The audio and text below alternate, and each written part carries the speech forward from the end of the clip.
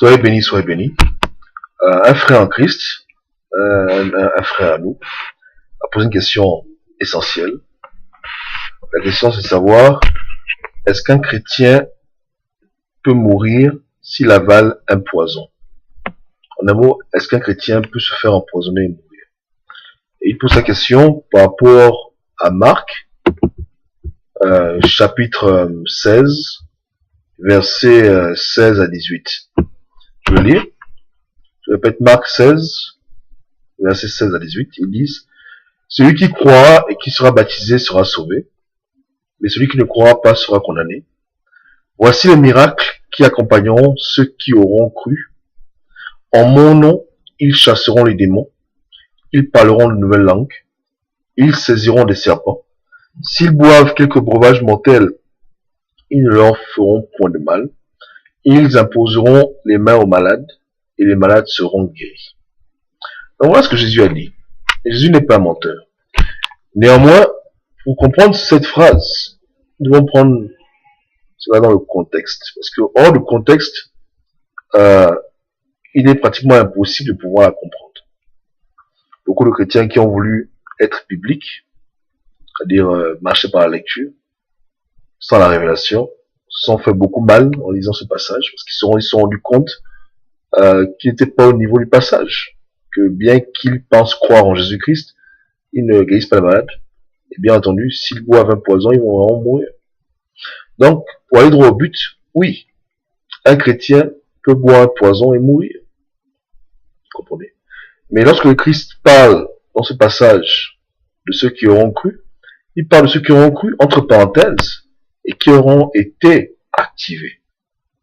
Si vous voulez, baptisés vraiment et dans le feu du Saint-Esprit. Parce que lorsqu'on reçoit le baptême du Saint-Esprit, lorsqu'on se maintient dans le feu de Dieu, dans l'activation spirituelle, on ne peut plus vraiment nous appeler des hommes, on devient autre chose. On devient des créatures supernaturelles.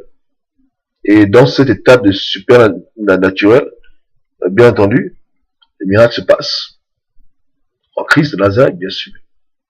Parce que Dieu fait de nous des miracles ambulants. Donc, quand on prie pour un malade, il guérit, bien entendu, n'importe quelle maladie. Pied coupé, main coupée, n'importe quoi. Et si jamais on buvait un poison, dans cet état spirituel, le poison ne nous affecte pas. Parce que nous devenons plus esprit que chair. Vous comprenez? Parce que dans la dimension du miracle, la dimension de l'extraordinaire. Pourquoi? Parce que nous sommes dans l'activation spirituelle. Nous sommes activés pleinement. Amen. Donc c'est ainsi. Mais si un chrétien qui croit en Jésus-Christ, mais qui n'a pas reçu le baptême de feu, du moins qui n'est pas activé spirituellement, c'est-à-dire qu'il n'a pas reçu la puissance de Dieu, s'il boit un poison, il va mourir. Même s'il aime Jésus. Il croit en Jésus, mais pas parce qu'on croit en Jésus qu'on reçoit automatiquement l'Esprit Saint. La preuve, les apôtres ont cru en Jésus, mais il a bien fallu que les apôtres passent par le baptême de feu. Le baptême de feu où Dieu a activé leur esprit. Où Dieu a enflammé leur esprit afin de pouvoir opérer sur le plan supernaturel pour la gloire de Dieu. Donc, quand le Christ parle dans Marc chapitre 16, de 16 à 18, lorsqu'il parle de boire un poison, ne pas mourir, il ne parle pas de tous les chrétiens. Il parle des chrétiens qui auront atteint ce stade spirituel, qui auront reçu ce baptême de feu, qui auront été activés spirituellement. Amen. Il parle de ces chrétiens, il parle pas de tous les chrétiens. Il y a des chrétiens qui meurent très tôt. C'est-à-dire, il a 6 ans, il a un enfant, se convertit à Christ, il a à peine 12 ans et après il meurt, etc. Voilà. Donc il y a toutes sortes de chrétiens. Tous croient en Jésus-Christ, mais chacun à un niveau différent spirituellement. Et quand le Christ parle dans ce passage, il parle de ceux qui ont atteint ce niveau, ceux qui ont reçu cette grâce de pouvoir être activés spirituellement, d'opérer dans ce domaine spirituel. Amen. Donc voilà comment on comprend ces choses. Et il y a plusieurs passages que je peux citer, plusieurs passages qui sont là, qui illustrent vraiment le fait qu'on peut croire en Jésus-Christ sans pour autant avoir reçu la puissance de Jésus-Christ.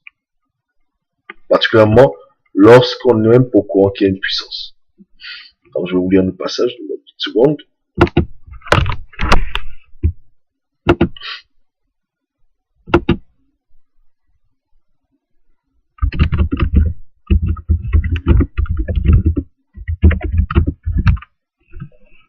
Ok, donc on va lire Actes chapitre 19.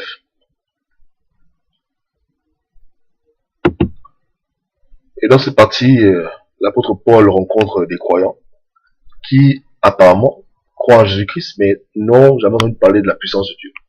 Non, je m'ai entendu parler de l'Esprit Saint. Je mets ça en français une seconde.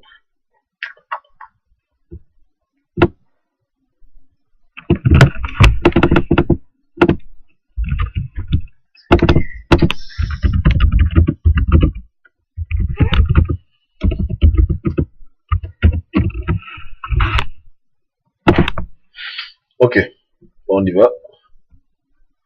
Donc, vous pouvez lire le chapitre. Amen. On va juste lire la partie qui nous intéresse. Donc, c'est Actes chapitre 19. Et je crois que c'est toute la verset encore.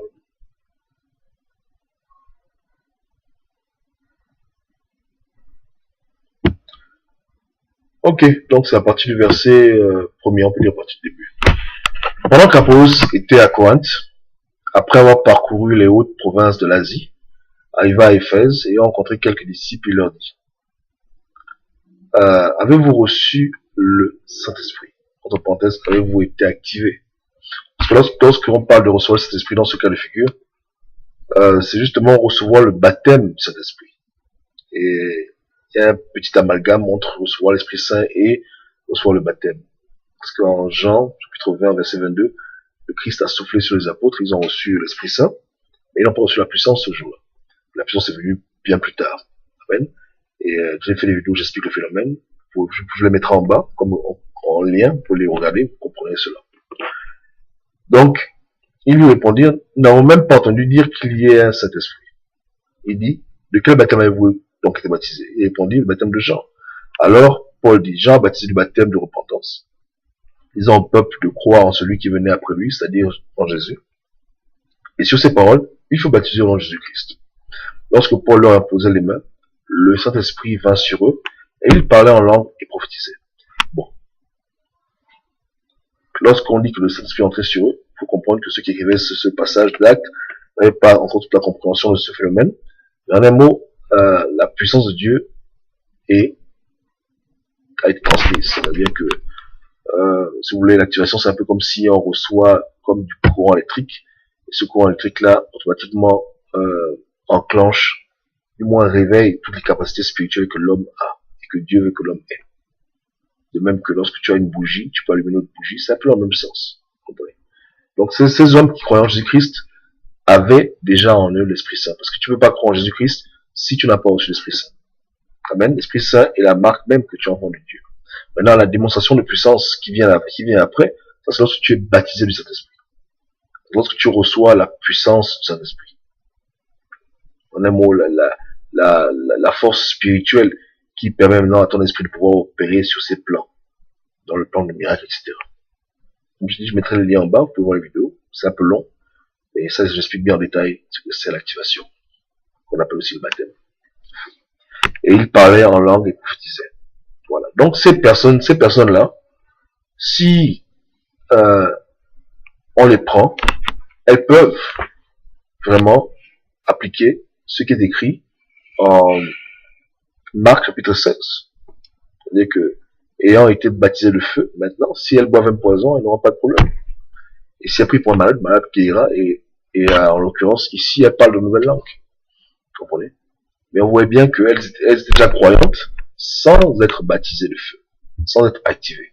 Donc, si un chrétien n'est pas activé, un chrétien peut véritablement mourir s'il boit un poison. Vous comprenez? Si on lui fait du mal, il va mourir. Pourquoi? Parce qu'il n'a pas encore cette puissance spirituelle qui le change, qui le modifie, qui le rend insensible au poison, qui lui permet de pouvoir imposer les mains et guérir une personne, etc., etc. Donc voilà. Amen. Donc, j'espère que la réponse était simple. Un chrétien peut mourir en buvant un poison, oui. Mais si le chrétien est activé, non. D'après ce que le Christ a dit, impossible. Il peut boire de l'arsenic, de l'acide, rien ne va lui arriver. Pourquoi? Parce qu'il est activé spirituellement, il est baptisé, il est dans le feu. Donc, que Dieu vous bénisse. N'hésitez pas, si vous avez des questions. Je m'efforcerai de mettre les liens en bas, par grâce de Dieu. Donc, pour les autres vidéos sur l'activation baptême de feu. Donc, soyez bénis, que Dieu vous garde.